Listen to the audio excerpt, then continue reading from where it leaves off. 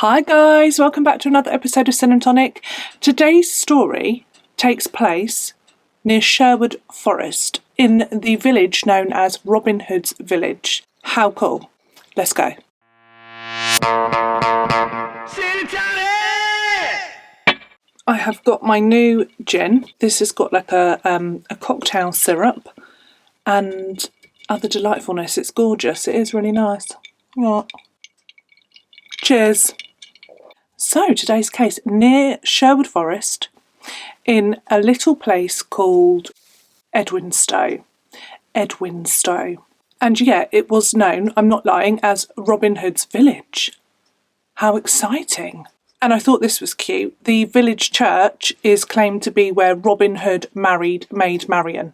Say that quick. How lovely. I like little stories like that. Our story takes place on the 25th of April in 2003, nearly forgot. On the evening of this day, Phil Croydon would ring her brother-in-law to say that she was quite worried because her husband and his brother was missing, and this was unlike him. Her husband was called Philip Croydon, and his brother was Stephen. So Carol is on the phone to Stephen and she's like, is he with you? She's wondering, could he have met up with his brother? And then she divulges that he's not been really very happy lately. And that's a bit worrying, isn't it? He's been quite depressed. So she tells Stephen this and Stephen's like, he's not with me. So then Stephen's really worried as well. He also said it was really unlike Philip to just disappear and like this had never happened before. It wasn't like his brother. So he called his brother. He got off the phone to Carol and he rang Phil and it just went through to voicemail. It just was turned off. So no response. And that was unusual as well. Stephen then called Carol straight back and said, look, I've tried ringing his mobile. I can't get through to his mobile. What shall we do? They didn't really have a plan at this point. So Stephen got off the phone to Carol. He rang his sister, Sandra. So Phil, Stephen and Sandra are all siblings. So he rings Sandra just to see if maybe Phil is with Sandra. Because it sounds very much when I was researching this that Phil was quite a family man. He was close with his brother and his sister, his parents. So if he had been suffering with depression or had a falling out with Carol or anything like that, the chances were that he would be with his parents or Sandra or Phil.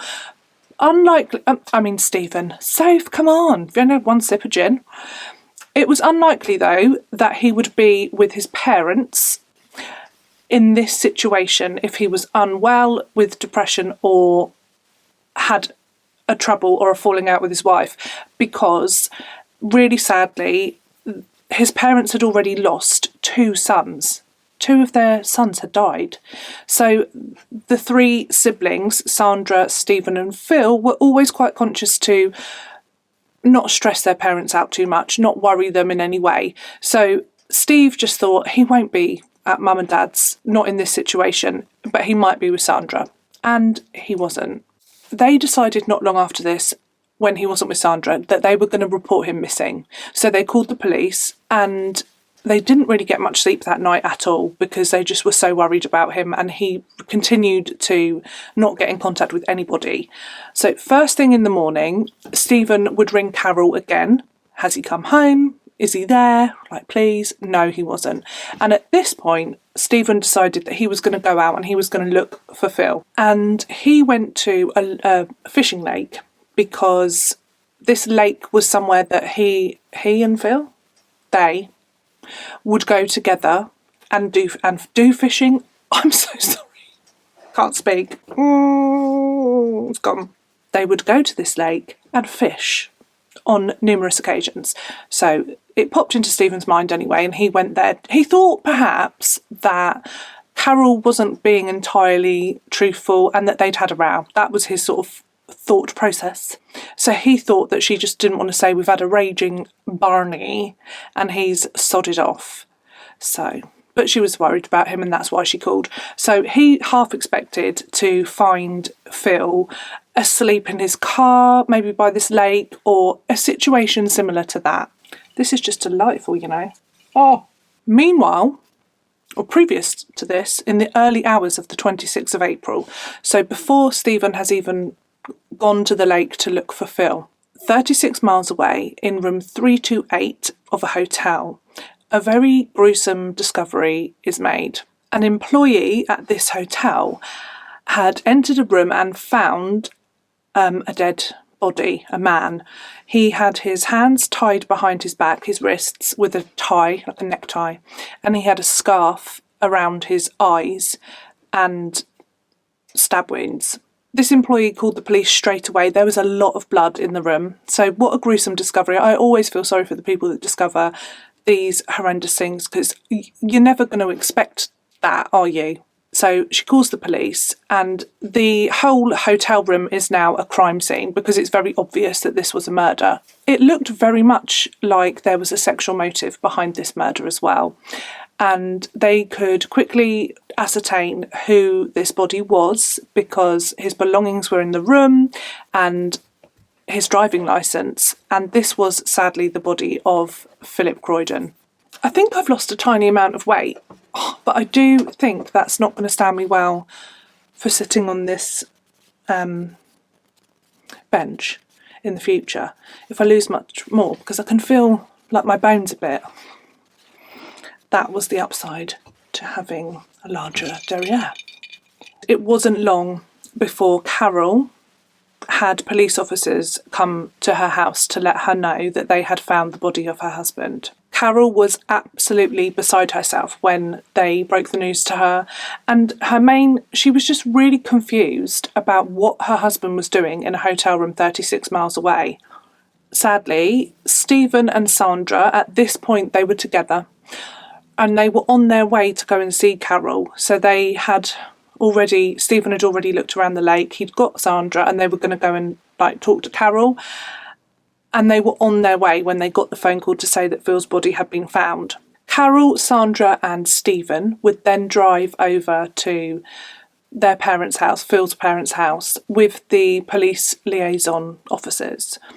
And they had to break the news about Phil. And this was really awful and horrible because, like I said, they'd already lost 2 sons before this. So what a tragedy. This family have gone through a lot of heartache and tragedy. Shortly after this, Carol became really unwell. As you can imagine, just a lot of, that's a lot. And she got a really bad headache, she felt really poorly, and she wanted to go to bed. So she asked Sandra if Sandra would help her get up to bed, sort herself out and stuff like that. So Sandra did. And even in their own grief, Phil's parents, they turned their attention to Carol and they really wanted to make sure that she was okay. Phil's dad would kiss Carol on the head and Carol would go off and rest, go to bed. Phil's autopsy showed that he had 22 stab wounds to his chest and neck. That's a lot, isn't it? And interestingly, it was noted that the tie around the wrists and the eyes, the scarf around the eyes, were put on after he had died. Right? Weird. So what the police gathered from this was that whoever had killed Phil had wanted to make it look like a sexually motivated attack or assault, like something like a sex game gone wrong. They wanted it to look like that, but it wasn't really. So, guys, this is where it gets spicy. Spicy. Because CCTV, which is no new thing, it does, it beggars belief, doesn't it, when people do things and you're like, did you not think you were going to be caught on film? Really? Anyhow, CCTV showed that at 5 Phil was seen entering the hotel. 20 minutes later, a car arrives at the hotel and the police know this car and they have seen this car. And they are, say what? The car goes into the car park and out pops Carol. Now, let's go back. At no point has Carol said that she met Phil at a hotel. Never. No. She, as far as everyone knew, she told police that he left and he never came back and she didn't know where he was. So this was very odd. Even more, 40 minutes later, Carol is seen leaving the hotel in different clothes. Carol, what the hell? Carol was arrested fuck, this is so good, it's like squash. Philip's poor family could not believe, they were so sure that Carol had nothing to do with this, and it was a big, big shock to them that she had been arrested. They couldn't understand this at all. So, what's Carol got to say for herself? A cheeky moo.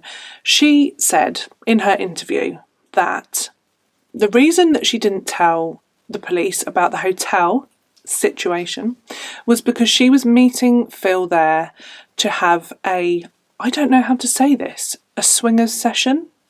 What do you call that? An orgy? Isn't an orgy like more, I don't know, more people? I haven't got a clue. Anyway, swingers, I think. I'm dying here. I've just read my notes, what I put down. This is how I phrased it. She had gone there to meet her husband to engage in sexual activity with him and another couple. There we go. This other couple were Brian and Linda, each to their own. Now, Carol said that she left that hotel room before anything went down or up because, Sophie, because she freaked out and she just chickened out of it. She was like, no. So she was saying this was like their first try and that she chickened out. So Carol said that she left this hotel room and she left Brian, Linda and her husband Phil to get on with whatever they wanted to do. And she was out of there. Bye. The police would search the CCTV of the hotel, outside, inside, and they never ever, Brian and Linda who? They just didn't exist. It was really quickly just discounted as, shut up, Carol. There was no Brian, there was no Linda. And so an extensive search of Carol and Philip's house would begin. I'm going to read to you what they found. Ready? Go. They found a carrier bag in a bin at the house with Philip's blood on it. They also found 2 plane tickets to Dublin for Carol and another man 2 days after Philip's death. Carol was then interviewed again. Through their investigation, they had found evidence of a man called Nelson Bland. What a name! And they suspected that there was more to their relationship than platonic friendship. Sorry, I'm just sitting up really straight because I feel like I need to stretch every muscle in my back. I've been sitting, writing an essay all frickin' day. Joyful. Eventually, Carol would admit to having an affair with Nelson. And I know where I'm thinking of now. You know, in The Simpsons, isn't there? There's a boy called Nelson, isn't there? I was thinking, I know that name. Yeah, Simpsons. Anyway, then she gets just weird as, because she's told this story. First of all, she never was at this hotel, was she? But she was. Second story, 2, was that she was meeting Brian and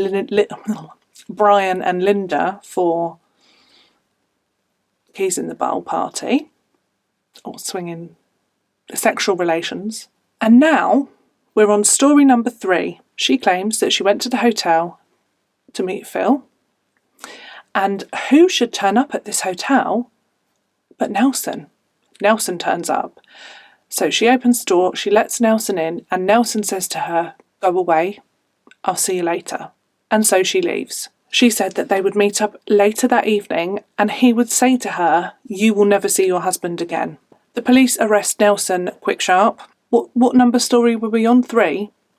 Before they could do much of anything with poor old Nelson, Carol goes on to story number 4. And in this story, she says that yes, Nelson turned up at the hotel, but she didn't let him in. He barged his way in and he stabbed Phil in front of her. So now she's witnessed the murder of her husband. So this is quite a leap, isn't it? Quite a change. Number 4, story number 4. However, Nelson was released quite quickly because they did lots of investigating and they found that Nelson's mobile phone was just nowhere. There were other things as well, I believe, but the main thing was that his phone was nowhere near the crime scene, nowhere near the hotel. He wasn't there. And he wasn't on CCTV either, which he would be if he'd have been there. With all of this evidence that they have now against Carol, Carol is charged with the murder of her husband Phil. The small, quiet and quaint village of Edwinstowe is in complete and utter shock. Things like this do not happen in places like that. And it just freaking did. Can you guess what I'm going to say next? Carol, we're on for, cheeky number 5. So now her story is she had met Philip at this hotel to have sexual relations with her husband. And during the course of, this, her husband asked her to tie him up. Just a sneaky little... Remember that the autopsy showed that he was tied up after his death? Just putting it out there. But anyway, this was her number 5 story. She said that he asked her to tie him up and it freaked her out, and it gave her, what's it like? It reminded her of when she was abused as a child. She said that the whole thing, it triggered a response in her based on years of abuse in her childhood. She said that she just completely saw red. She has no memory of stabbing him, but that she came to standing over his body with a knife. Basically, she knows that she's caught and she's just trying to get a lesser sentence, because if she's crazy or doolally, or she went blank because of this previous abuse, it may get her a lesser charge. But absolute bull, isn't it? The police had to investigate these claims. Was she abused? So they talked to Phil's family and people that knew Carol, and Phil's family would say that she was incredibly secretive about her past. She wouldn't openly discuss her childhood and her life, and I guess this could lean towards the fact, if she had been abused, you're not going to want to be some people are, some people aren't, but maybe she wouldn't want to chit-chat about it. They also said that all they really knew was that she was adopted, so they knew that. They also noted that Carol was really concerned with how other people perceived her and very materialistic. So their house was quite large, it was immaculate, and it was really well furnished, so expensive furnishings and things like that. She also had wardrobes full of lovely clothes and shoes. She had pedigree cats, and the couple both had nice cars. I'll see if I can share a picture of the CCTV of Carol arriving at the hotel, because it shows her car. It's a nice car. And the family would say that Phil would do anything to just see a smile on her face and make sure that she was happy and well kept and surrounded by lots of pretties, basically. After a very thorough police investigation, they came forward with what they thought had happened that day. On the morning of the 25th, Carol left for work, and she left for work with a change of clothes and a carrier bag full of neckties. Usual. Not a tuna sandwich then. CCTV, she honestly got done over by CCTV, didn't she? Good, but she really did. The CCTV at her place of work showed her leaving at 2 minutes to 5, 4:58. And she'd signed the book, the leaving book, whatever you call it, when you sign out of work, she signed that as leaving at 5:20. Minx! Now that would show premeditation, wouldn't it? So she signed it 5:20, so effectively she's given herself 22 minutes there, grace, hasn't she? Because she'd be like, well, no, I didn't leave till 5:20. Check the CCTV, you dick. Honestly, stupid. Thank God they are stupid, though. Think about the ones that are smart and that have probably got away with murder. Think about all the murders that we don't even know have happened. Because they're so smart. That's crazy. Carol entered room 328. She then performed a sex act on her husband, and when he was really not expecting it, she pulled out a cheese knife that she had taken from her place of work, and she stabbed her husband in a frenzied mental attack 22 times. 2 stab wounds to his chest and 20 to his neck. Bloody hell. With one of the stab wounds, she actually severed his spinal cord, so it was a very frenzied and brutal attack. Once Philip was dead, she then tied his hands with the necktie and put a scarf around his eyes to make it look like a sex act gone wrong.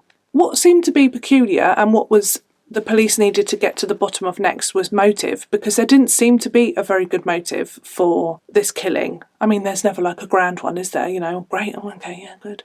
But there was a life insurance policy, not a lot, really, and the house. She stood to inherit the house as well. Yeah, but it wasn't like he had millions and millions of pounds in life insurance, so they were perplexed.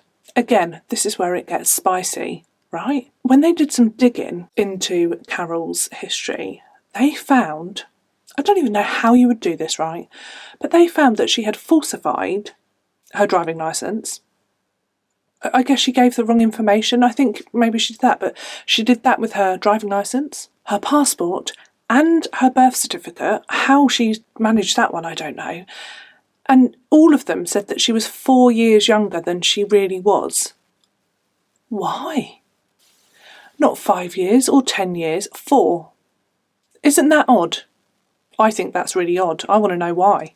They also discovered that she'd falsified qualifications in order to get jobs and things like that. So she was just full of it, wasn't she? Full of it, basically. Her trial would begin in January of 2004. She was very calm in the courtroom, and her defence stuck with the story of diminished responsibility due to abuse, quite bad abuse in her childhood.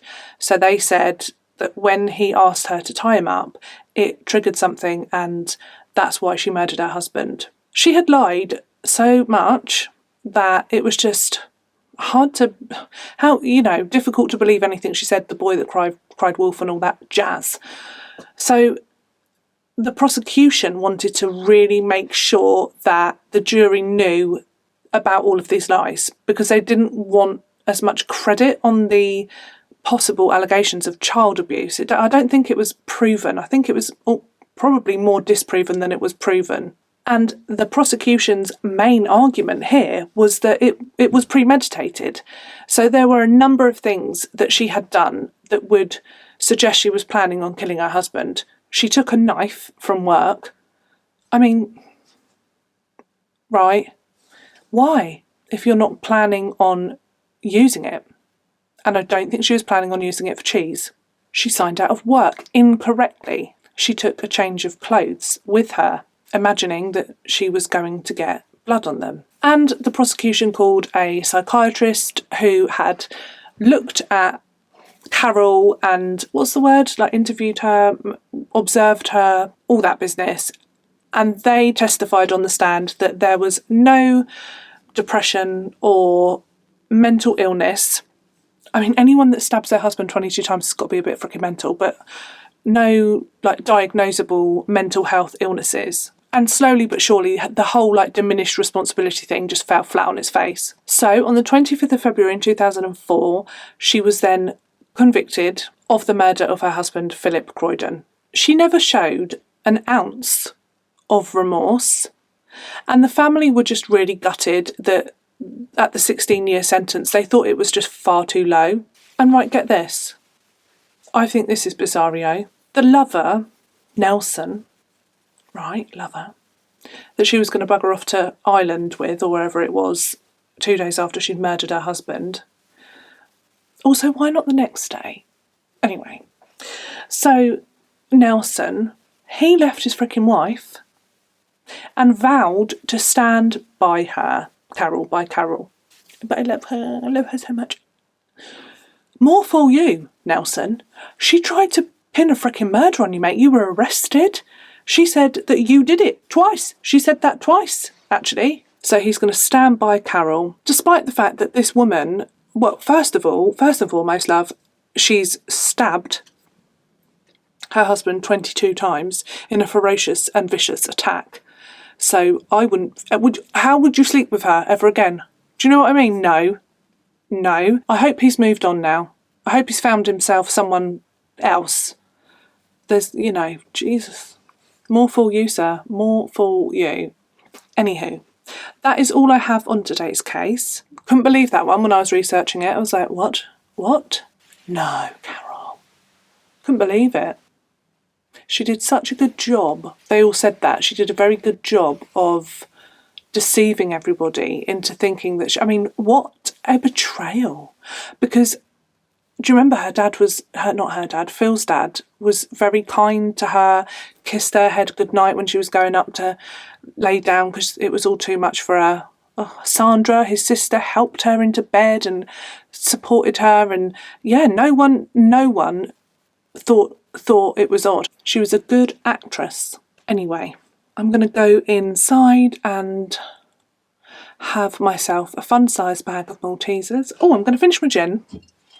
Going to make myself a hot water bottle, and I can feel, can you believe, how long has it been since I had COVID? Like 2 weeks or something crazy. The kids have all gone back into school and everyone's mingling the germs and everything, and I can feel it again. Not COVID, but like a cold. Probably because I'm run down from the COVID, and now everyone's back at school and they're all going to bring home their bloody cold and germs. So I'm not happy about that. It's fine. I'm going to be fine. Gin will help. Thank you so much for joining me today for another episode of Sin and Tonic. I do hope you can join me next week for another true crime story and a tanyard. Is that what it's called? Tankard, Sophie, of gin. Preferably colourful. It's very delicious. Oh, I've just realised what it kind of tastes like a tiny bit. It's reminiscent of strawberry Ribena. Do you remember strawberry Ribena in a carton?